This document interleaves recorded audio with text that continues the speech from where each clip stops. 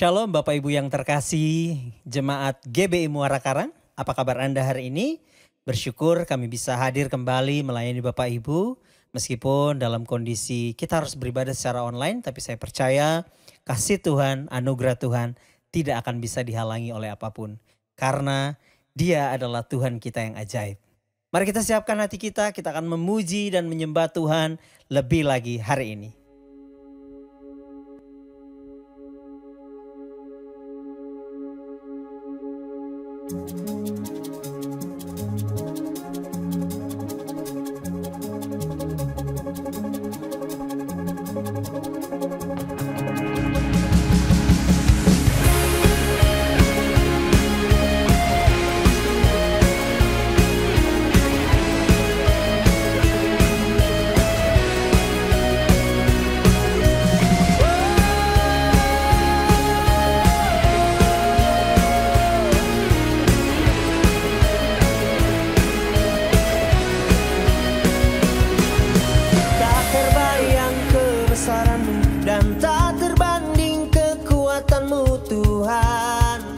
Kau megah bagiku, segenap jiwa dan pengharapan telah ku serahkan untuk rencanamu Tuhan. Kau Raja atasku, hanya Kau yang layak ditinggikan.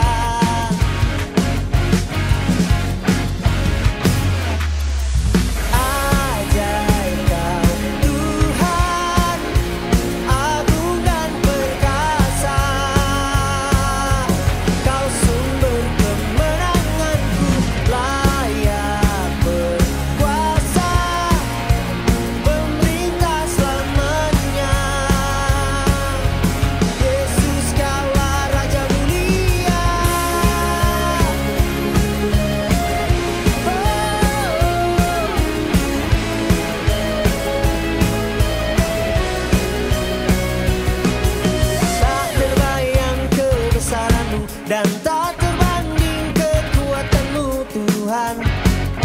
Kau megah bagiku, segenap jiwa dan pengharapan telah ku serahkan untuk rencanamu Tuhan. Kau Raja atasku, hanya Kau yang layak ditinggikan.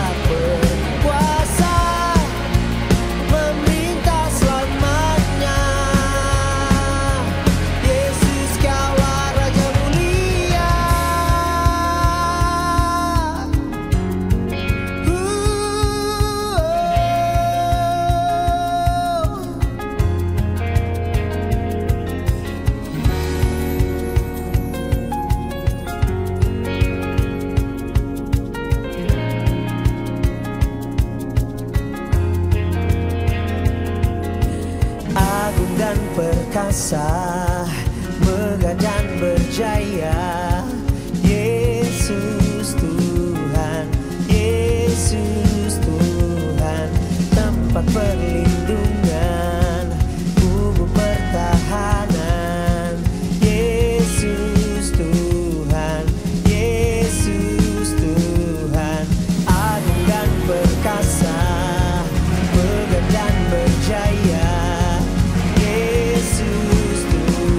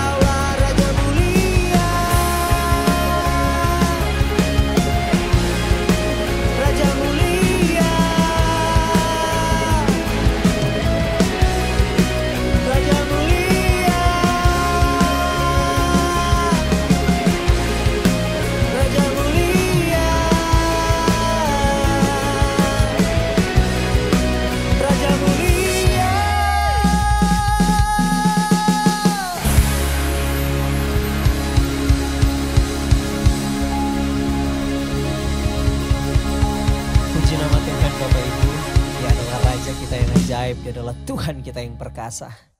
Oleh karena itu, karena begitu perkasanya Dia, begitu agungnya Dia, kita perlu mengenal Dia lebih lagi Bapak Ibu. Mari kita mengenal Dia lebih dalam lagi. Mari sebelum kita masuk dalam kebenaran firman Tuhan, mari kita menyembah Tuhan hari ini. Haleluya.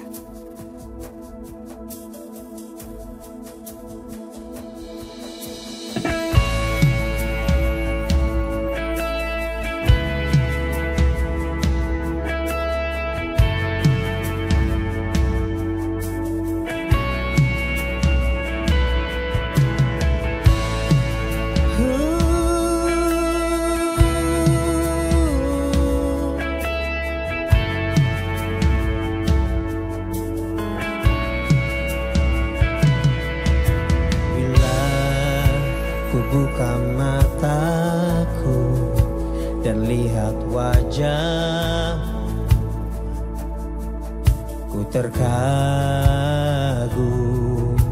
bila ku lihat hidupku dan karya tanganmu. Ku tersanjung karena semua yang baik dalam hidupku, itulah karyamu. Kau beri kesempatan yang baru.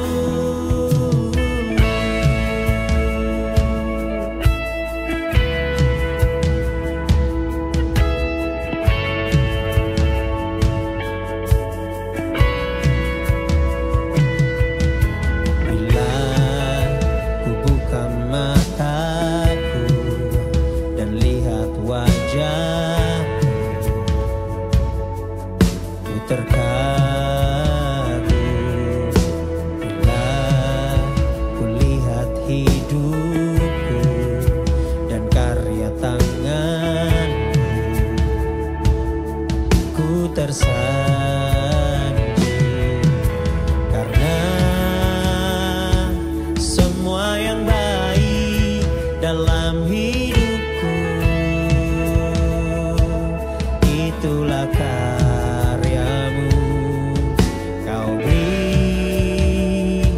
kesempatan yang baru, dan ku ingin mengenalmu Tuhan lebih dalam dari semua yang ku kenal.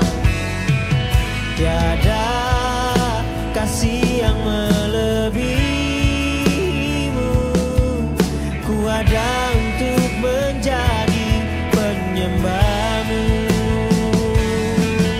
Dan ku ingin mengenalmu Tuhan lebih dalam dari semua yang ku kenal.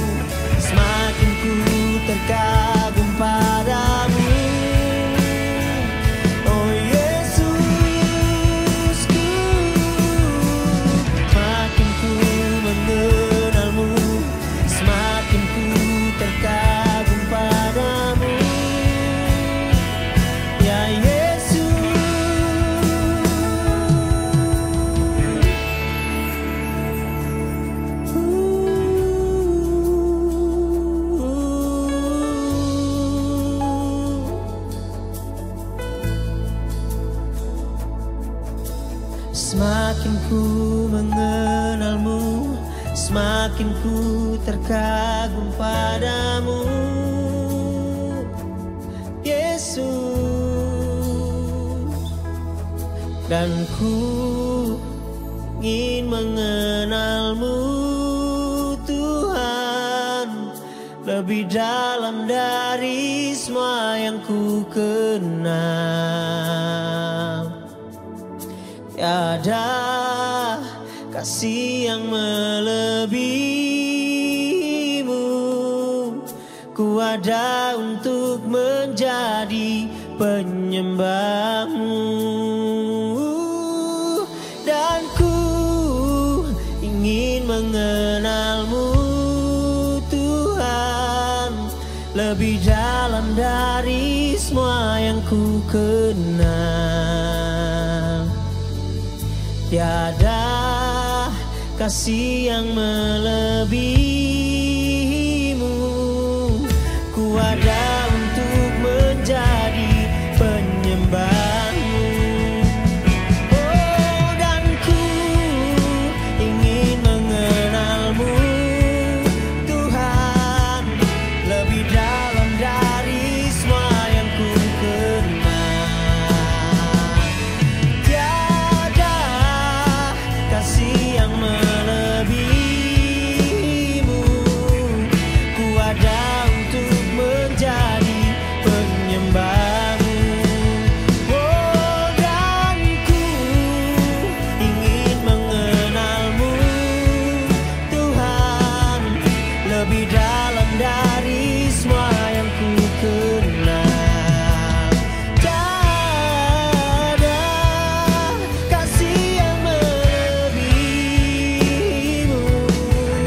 ku ada untuk menjadi penyembahmu. Ku ada untuk menjadi penyembahmu.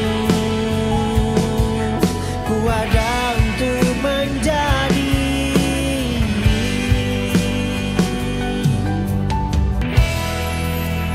penyembahmu.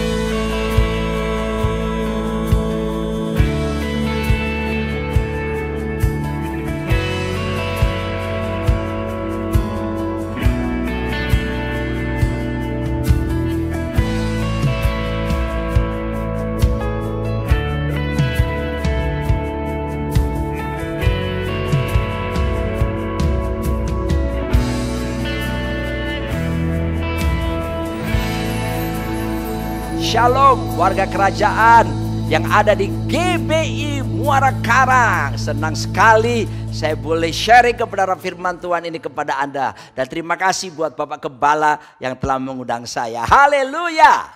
Dan pada saat ini saya rindu sharing tentang loving the King. Bagaimana kita sebagai warga kerajaan mengasihi sang raja di atas segala raja, yaitu Tuhan kita Yesus Kristus. Namun sebelum lebih jauh, saya akan mengajak kita untuk bersama-sama berdoa. Datanglah kerajaanmu dan jadilah kehendakmu atas setiap kami di bumi ini seperti di sorga. Nyatakan dirimu lewat firmanmu, karena firmanmu itu ya dan amin. Firmanmu itu pelita bagi kaki kami serta terang bagi jalan kami. Firman-Mu yang bila kami renungkan akan membuat kami bertindak hati-hati sesuai dengan segala yang tertulis di dalamnya. Sehingga dengan demikian perjalanan kami akan dibuat Tuhan menjadi berhasil. Dibuat Tuhan menjadi beruntung. Kami sungguh percaya langit bumi dan segala kemuliaannya dibangun manusia tidak kekal dan akan segera berlalu.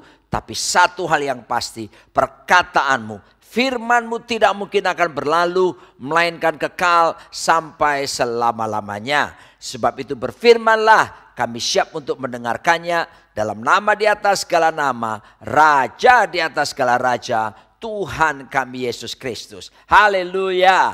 Amin. Mari kita akan melihat firman Tuhan dalam Efesus pasal yang ke-6 ayat yang ke-24. Firman Tuhan berkata begini. Kasih karunia menyertai semua orang yang mengasihi Tuhan kita Yesus Kristus dengan kasih yang tidak binasa. Nah, ini luar biasa. Bagaimana mungkin kita bisa mengasihi Tuhan? Tipe kasih apa yang Tuhan inginkan? Di dalam firman Tuhan jelas di sini mengatakan bahwa kita diminta untuk mengasihi Tuhan dengan kasih yang tidak binasa, kasih yang kekal, kasih yang standarnya bukan standar kasih perasaan manusia seperti manusia dengan manusia yang lain, ya, yang didasarkan atas perasaan emosional semata. Tidak. Tapi kasih yang luar biasa. Dalam bahasa Yunani kata kasih di sini digunakan kata agape. Ya, kasih agape, kasih tanpa syarat, kasih yang tanpa alasan. Jadi ini standarnya beda dengan standar kasih yang terjadi di planet bumi, di dunia ini. Kenapa? Seringkali orang mengasihi orang lain berkata, aku mengasihi kamu karena kamu memang baik adanya. Kamu mengasihi aku karena kamu itu penuh perhatian. Dan inilah yang disebut dengan kasih yang bersyarat. Tapi Tuhan ingin setiap kita mengasihi Dia tanpa syarat. Wow, apakah mungkin kita bisa mengasihi Tuhan tanpa syarat? Apakah kita mampu bisa mengasihi Tuhan tanpa syarat? Saya mau katakan kalau Tuhan sudah menyatakan firman, maka diberinya kita kemampuan untuk bisa melakukan dan mengenapi firman itu terjadi. Ya dong, ya, karena Tuhan itu adil adanya. Dan saya harus beritahu kepada setiap kita bahwa kita pasti mampu mengasihi Tuhan. Alasannya apa? Yang pertama, karena kita sudah ditebus dan kita telah menerima kasih agape dari Tuhan sendiri kepada kita. Kita tidak akan mungkin bisa mengasihi Tuhan tanpa lewati sebuah pengalaman pribadi ditebus. Lewat kehidupan di mana kita mengambil keputusan bertobat untuk menerima Yesus sebagai Tuhan dan Raja kita. Pengalaman ditebus secara pribadi, kita mengalami kasih agape. Itu modal yang kuat. Karena ketika kita diampuni dosa kita, kita menerima Yesus Raja di dalam diri kita, maka kasih agape bekerja. Kasih tanpa syarat kita alami secara pribadi. Dan karena kita alami secara pribadi, kita sudah ditebus dengan kekuatan kasih agape dari Tuhan kepada kita. Tuhan menginginkan untuk kita memberikan, mengasihi Dia dengan kasih yang agape. Dan pasti kita bisa karena kita telah lebih dulu mengalami kasih agape tanpa syarat, tanpa alasan daripada Tuhan. Yang berikutnya, alasan kedua adalah apakah mungkin kita bisa mengasihi? Efesus 6:24 tadi, kasih karunia menyertai semua orang yang mengasihi Tuhan. Ada modal yang kuat juga yang Tuhan berikan. Apa itu? Kasih karunia. Dalam bahasa Inggris katakan grace atau charis, dalam kata Yunani dipakai. Apa sih sesungguhnya charis, kasih karunia atau grace ini? Kasih karunia adalah kemampuan Tuhan yang diberikan kepada kita, yang memampukan kita untuk melakukan hal-hal yang tidak mungkin kita mampu melakukannya dengan kekuatan sendiri. Nah, luar biasa bukan? Jadi karena ada kasih karunia, membuat kita jadi memampukan kita untuk mentaati firman Tuhan, memampukan kita untuk melaksanakan kehendak Tuhan. Karena bukan dengan kekuatan kita, karena ada kekuatan Tuhan diberikan kepada kita. Nah, jadi tidak ada alasan untuk berkata, aku tidak mungkin bisa mengasihi Tuhan. Makanya Tuhan menginginkan ini bukan sekedar firman Tuhan yang datang begitu saja. Tapi kalau kita lihat di sisi yang lain dalam Matius pasal yang ke-22 ayat 37 sampai 38. Tuhan memerintahkan ada hukum yang pertama, yang terutama dan pertama. Kasihilah Tuhan Allahmu dengan segenap hatimu, dengan segenap jiwamu, dengan segenap akal budimu, dengan segenap kekuatanmu. Dan kemudian kasih sesama manusia seperti mengasihi diri kita sendiri. Nah, perhatikan, mengasihi Tuhan ternyata bukan sekedar perasaan emosional, tapi sebuah perintah, sebuah hukum yang harus diterapkan. Ya, nggak bisa main-main saudaraku ya. Nggak bisa kita berkatakan, apakah saya mengasihi Tuhan ya?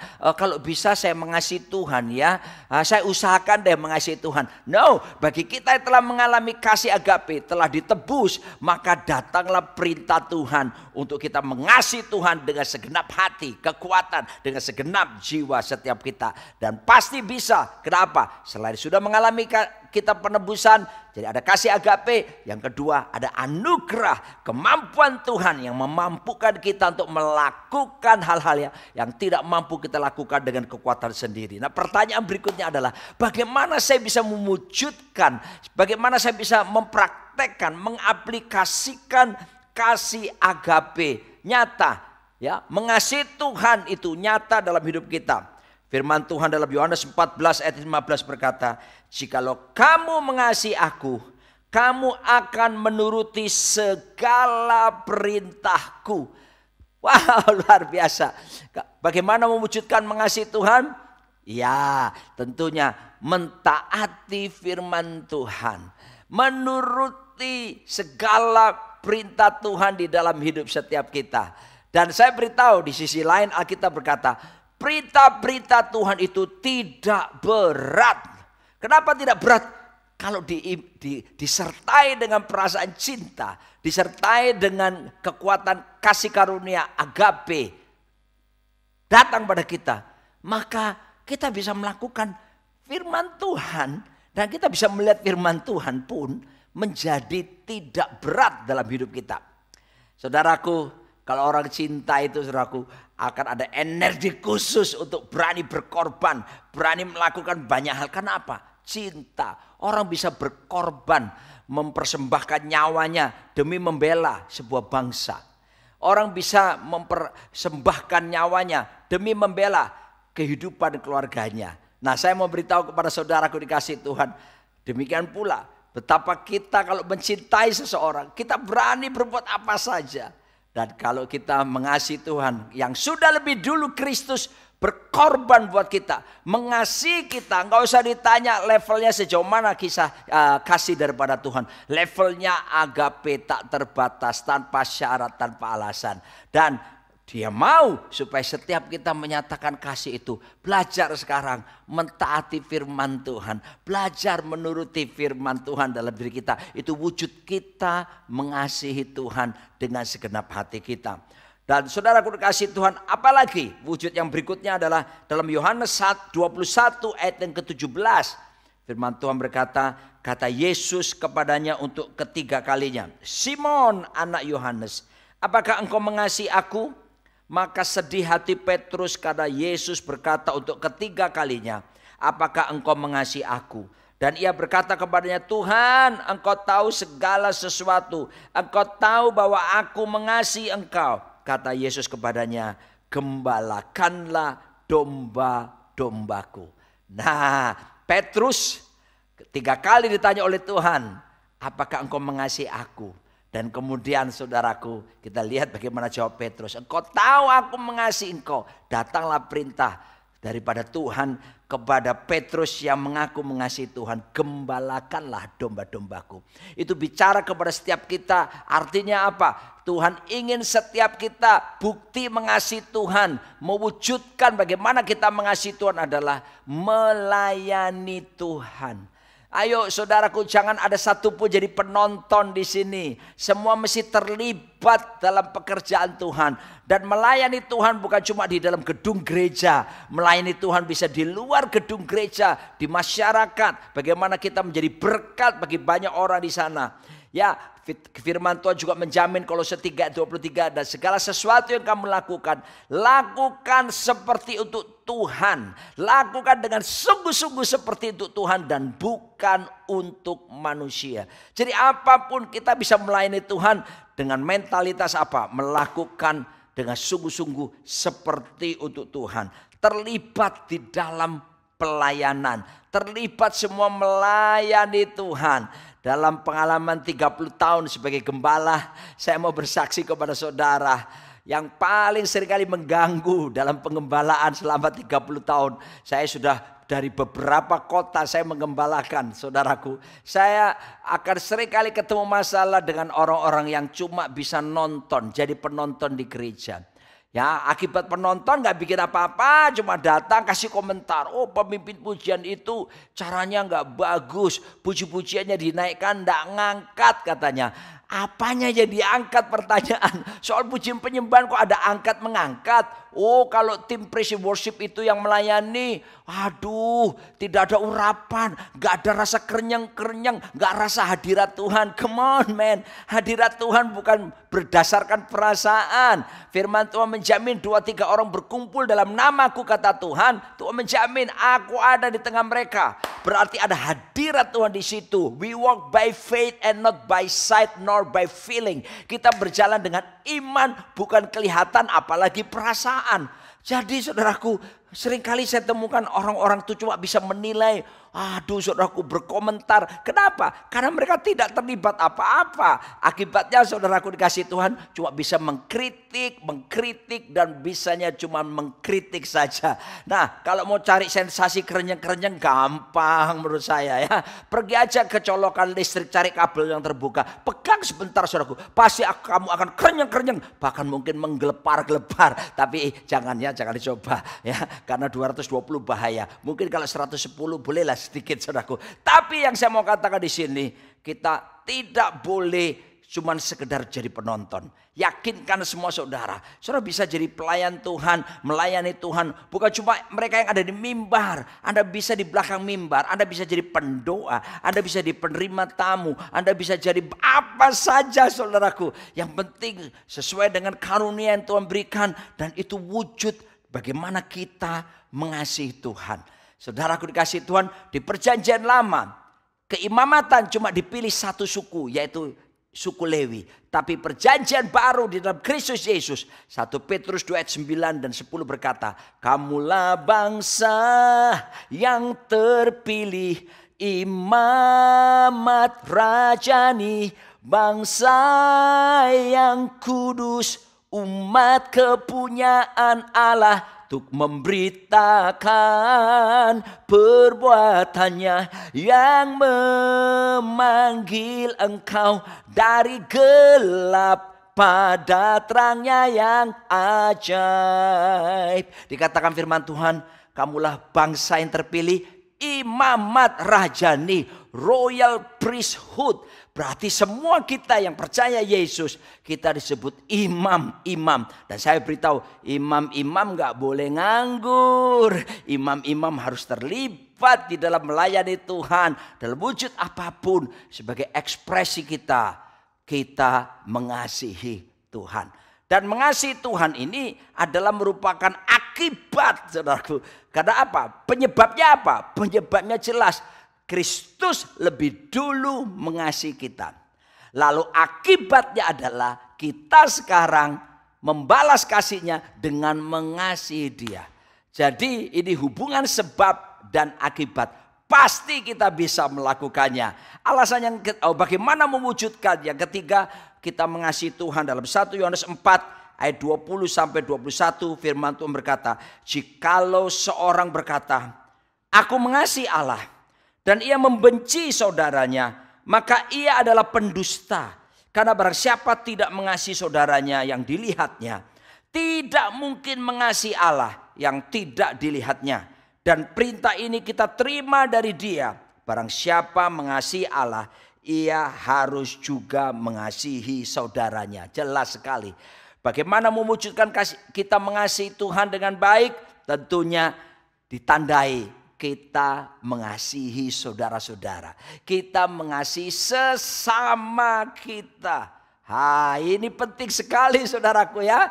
Bahkan Yesus pernah mengatakan dalam Injil Matius pasal yang kelima, kalau kamu datang mempersembahkan korban kepada Tuhan, lalu kamu teringat ada sesuatu yang gak beres hubunganmu dengan saudaramu, maka Alkitab berkata bagaimana?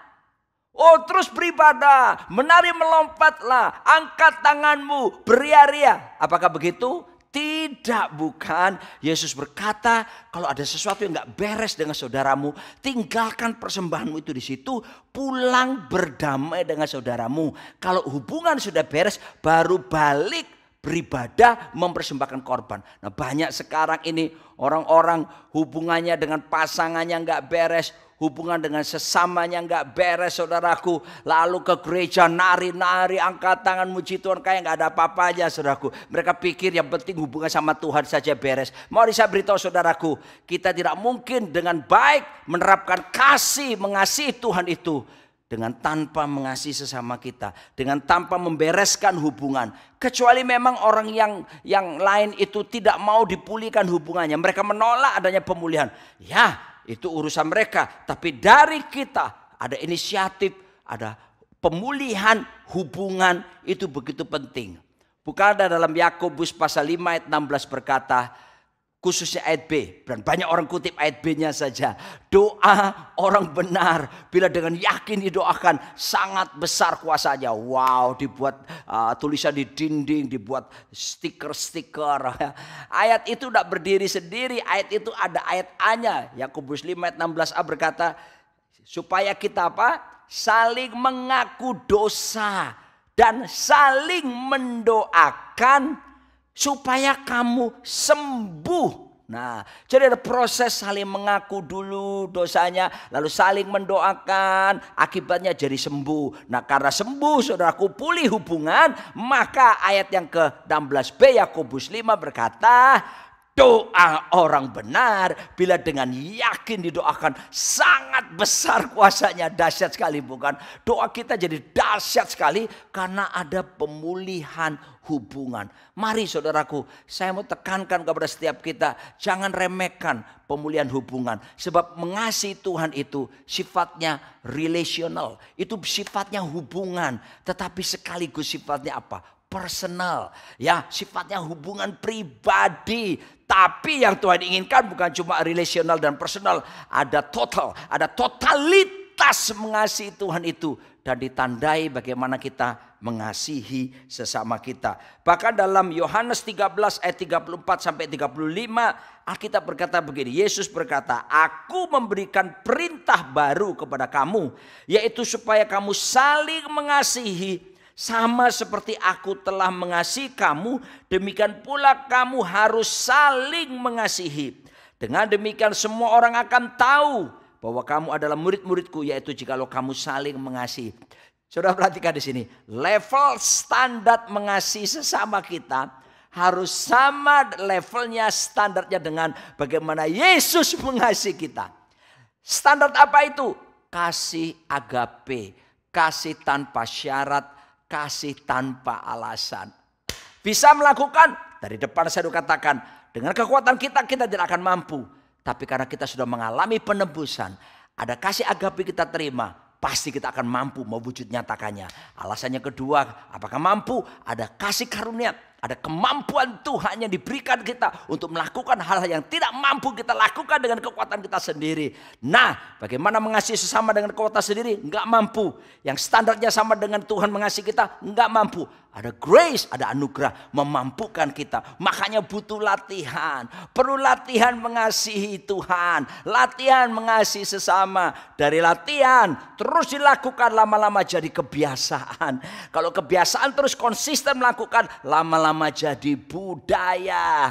Budaya adalah segala sesuatu yang kita lakukan dengan tanpa berpikir lagi, karena sudah jadi darah daging, udah jadi gaya hidup setiap kita. Jadi dilatih terus mengasihi Tuhan, mengasihi sesama. Latihan terus, lama-lama jadi kebiasaan. Dan latihan terus mempraktekannya, lama-lama jadi budaya. Sama dengan waktu kita bangun tidur, ya. Kan ada lagu lama waktu kita masih kecil. Bangun tidur, ku terus mandi, tidak lupa menggosok gigi. Nah, kita selalu kan bangun tidur gak perlu pakai mikir panjang. Ngapain ya? Ngapain? Oh iya ya, mandi, sikat gigi. Dada kan? Kenapa? Karena kita sudah terbiasa dari kecil. Latihan, papa mama melatih sejak kita kecil. Lalu jadi kebiasaan, lalu jadi budaya. Sekarang kita bangun tidur saudaraku. Kita gak perlu mikir keras. Kita tahu setelah doa, setelah apapun, kita pasti sikat gigi dan mandi. Bukan? Karena apa? Budaya. Waktu kita sikat gigi mandi, nggak perlu mikir lagi karena itu sudah jadi budaya. Nah, ketika kita mulai melatih mengasihi Tuhan, dan mengasihi sesama. Latihan jadi kebiasaan. Dan kita terus melakukan jadi budaya. Sehingga itu menjadi gaya hidup kita. Menjadi budaya, menjadi darah daging setiap kita. Pertanyaan selanjutnya. Bagaimana? Apakah ada berkat yang disediakan oleh Tuhan kalau kita mengasihi Tuhan? Ada, so pasti, so tentu. Berkatnya apa saja? Yang pertama, saya bacakan dalam 1 Petrus 1 ayat ke-8. Sekalipun kamu belum pernah melihat dia, namun kamu mengasihinya, kamu percaya kepada dia, sekalipun kamu sekarang tidak melihatnya. Kamu bergembira karena sukacita yang mulia dan yang tidak terkatakan. Saya suka ayat ini. Bagi orang yang mengasihi dia, mengasihi Tuhan dengan segenap hati, kekuatan, dengan segenap jiwanya, Tuhan menyediakan apa? Tentunya ada urapan sukacita mengalir dalam diri kita.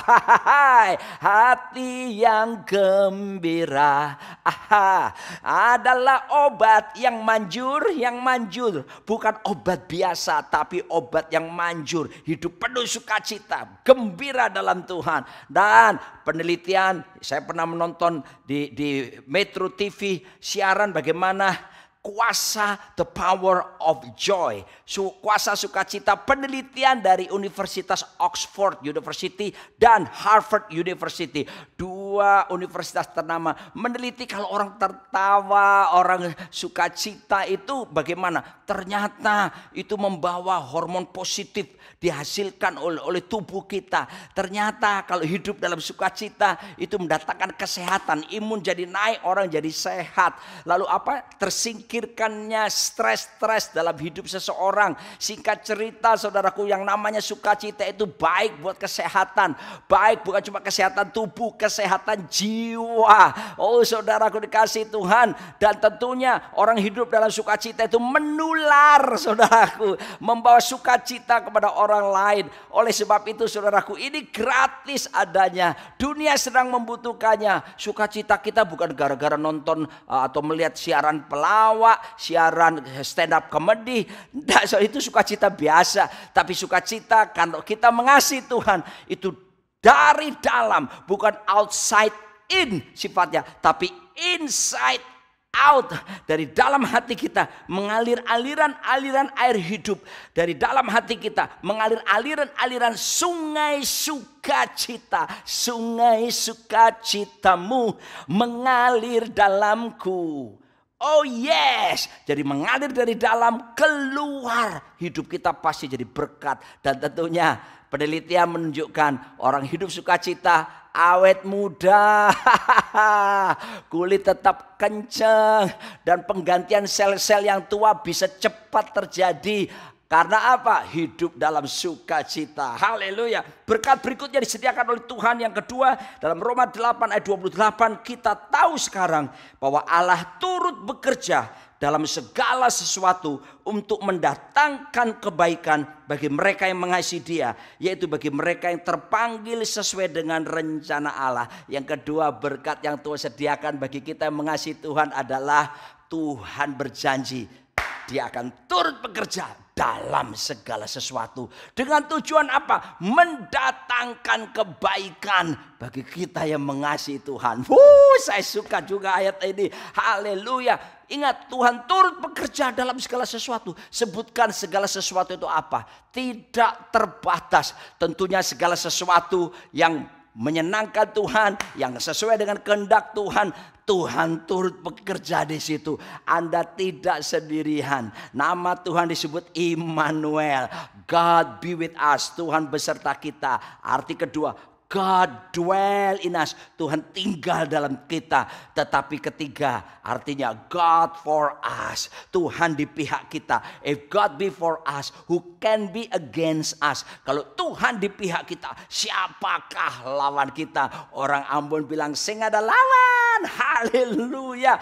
Tuhan turut bekerja. Kita nggak sendirian di tengah pandemi ini, di tengah keadaan yang banyak, pergumulan yang terjadi di dunia, kabar perang Ukraina lawan Rusia, belum lagi konflik Israel Palestina belum selesai. Ada banyak hal saudaraku, kekacauan di sana di sini, harga-harga kebutuhan pangan mulai menaik atau apapun, tetap jaga hati dengan segala kewaspadaan, mengasihi Tuhan. Tuhan berikan kekuatan dan kita menjadi sukacita, kekuatan mengalir, kita sanggup menghadapi semuanya. Tuhan bekerja dalam segala sesuatu di keadaan apapun untuk mendatangkan kebaikan. Saya percaya badai apapun, gelombang kehidupan, tekanan kehidupan apapun, kita sanggup melewatinya. Karena apa? Allah turut bekerja dalam segala sesuatu untuk mendatangkan kebaikan bagi kita yang mengasihi Tuhan. Luar biasa bukan? Dan berkat berikutnya yang ketiga, di dalam 1 Korintus 2 ayat ke-9 berkata, tetapi seperti ada tertulis, apa yang tidak pernah dilihat oleh mata, apa yang tak pernah dilihat mata, yang tak pernah didengar telinga, yang tak pernah timbul di dalam hati, semua disediakannya bagi yang mengasihi Dia. Ya, haleluya. Artinya apa? Tuhan menyediakan berkat. Berkat penyediaan hebat dari Tuhan. Ada pemenuhan, ada penyediaan. Oh, ini yang Tuhan mau nyatakan buat setiap kita. Terpelihara sempurna. Menggenapi Mazmur 23. Tuhan adalah gembalaku. The Lord is my shepherd. I shall not lack. Tuhan itu gembalaku, takkan kekurangan aku. Wow, saudaraku, pandemi 2 tahun ini saya melihat bagaimana Tuhan memelihara kehidupan kami sekeluarga secara luar biasa. Oh, tiada henti-hentinya. Dan saya percaya bagi kita yang mengasihi Tuhan, penyediaan Tuhan hebat. Seringkali sampai kita berkata, Tuhan, ku kagum akan Engkau. And I stand in awe of you. Ku kagum, hormat akan Engkau. Betapa Tuhan itu penuh tanggung jawab memelihara kita. Sehingga apa yang dikatakan Yesus itu benar. Janganlah kamu khawatir apa yang kamu makan. Jangan khawatir apa yang kamu minum. Jangan khawatir apa yang kamu pakai. Semua dicari bangsa-bangsa yang tidak mengenal aku. Tetapi carilah dulu kerajaan Allah serta kebenarannya. Maka semuanya itu akan ditambahkan kepadamu. Yes, ingat baik-baik ya. Kesusahan sehari cukup sehari. Kesusahan esok punya kesusahan sendiri. Tuhan pemelihara kita. Ada penyediaan yang dikerjakan oleh Tuhan dalam setiap kita orang percaya. Kenapa? Karena kita mengasihi Tuhan kita. Haha. Dan kalau kita mengasihi Tuhan dengan segenap hati, jangan lupa salib itu ada vertikal, ada pula yang horizontal. Mari kita mempraktekkan mengasihi sesama kita. Lepaskan pengampunan. Mulai belajar membangun rekonsiliasi dengan orang-orang tertentu yang mungkin berselisih paham dengan kita. Saya percaya kita disebut sebagai pembawa damai. Dan berbahagialah mereka yang disebut sebagai pembawa damai di planet bumi ini. Karena kita disebut yang mewarisi bumi ini. Wow, kita juga tentu mewarisi kerajaan Allah yang disediakan oleh Tuhan. Haleluya. Amin. Mari kita berdoa. Bapa, terima kasih karena kami telah mengalami secara pribadi kasih agape, pengampunanmu atas kami. Dan tidak ada alasan buat kami untuk tidak bisa melepaskan kasih agape tanpa syarat ini. Mengampuni orang yang bersalah kepada kami. Dan terima kasih telah disediakan anugerah, karis, kasih karunia yang memampukan kami untuk melakukan hal-hal yang tidak mungkin mampu dengan kekuatan sendiri. Tapi kekuatanmu memampukan kami. Terima kasih Tuhan. Mari jumpai warga kerajaan jemaatmu. Supaya setiap kami oleh anugerahmu menjadi pelaku-pelaku firman-Mu, pelaksana kehendak-Mu di planet bumi ini. Dengan demikian kami mengekspresikan kasih Kristus kepada Tuhan dan kepada sesama kami. Dunia tahu bahwa kami semua adalah murid-murid-Mu. Dalam nama Yesus, sembuhkan yang luka, sembuhkan yang sakit, sembuhkan yang luka hatinya. Siapapun pulihkan mereka ya Tuhan. Oleh karena kasih agape-Mu, kasih tanpa syarat ini. Dan ketika kami dipulihkan, Kau pakai kami memulihkan banyak orang di luar sana. Terpujilah Engkau Raja di atas segala raja, dalam nama Tuhan kami Yesus Kristus. Amin. Shalom saudara-saudara semuanya yang dikasihi Tuhan. Rasa syukur dan terima kasih kita kepada Tuhan buat lawatannya, buat pemeliharaannya di dalam kehidupan kita. Hari demi hari sampai kepada hari ini kita boleh berada dalam kondisi dan tubuh yang sehat. Itu semua karena pertolongan dan kasih sayang Tuhan saja. Saudara-saudara, kita baru saja tadi diberkati dengan firman Tuhan dengan judul Loving the King, mengasihi Raja di atas segala raja, mengasihi Tuhan Yesus Kristus, yang telah disampaikan oleh hambanya yaitu Bapak Pendeta Roni Daud Simeon. Terima kasih kepada Pak Pendeta Roni buat firman Tuhannya yang sangat memberkati kita semua.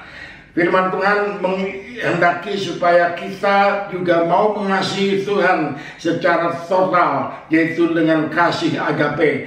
Kita dimampukan oleh Tuhan karena Tuhan sudah menebus kita dengan darahnya yang mahal di atas kayu salib.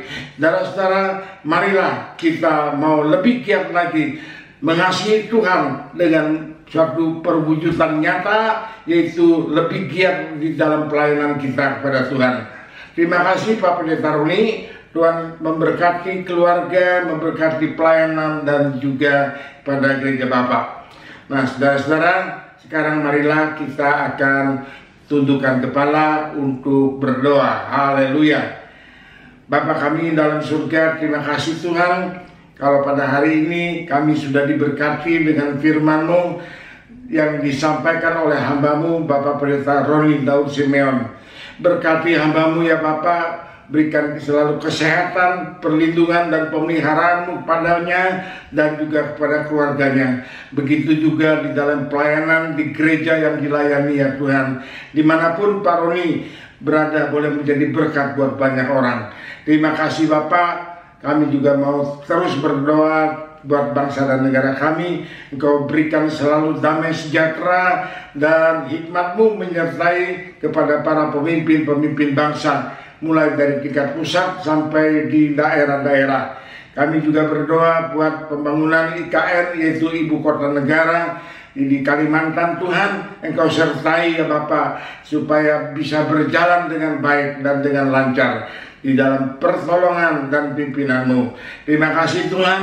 Kami juga mau terus berdoa buat penderita-penderita corona Tuhan. Kami rindu Engkau memberikan belas kasihan kepada kami ya Bapa, sehingga kasus corona makin berkurang dan makin banyak orang yang disembuhkan, diselamatkan, baik itu lewat booster vaksinasi maupun dengan menjalankan protokol kesehatan yang lebih baik. Terima kasih Bapa, haleluya. Kami percaya hanya Engkau dan belas kasihan-Mu saja yang dapat memberikan kebebasan daripada penyakit ini kepada kami semua. Tuhan, kami juga mau terus berdoa buat keadaan yang masih belum tercapai kedamaian yang penuh di peperangan Ukraina dan juga Rusia. Tuhan, kami rindu supaya semua pertikaian itu bisa segera berakhir dengan baik dan dengan damai ya Bapak. Terima kasih Bapak, haleluya. Ampunilah segala bangsa dan negara kami ini Tuhan, dan juga orang-orang di seluruh muka bumi ini boleh mendapatkan pengampunan dan belas kasihan-Mu ya Bapak. Terima kasih Tuhan Yesus, haleluya. Hanya di dalam nama Tuhan Yesus Kristus kami naikkan segala doa dan permohonan kami ini.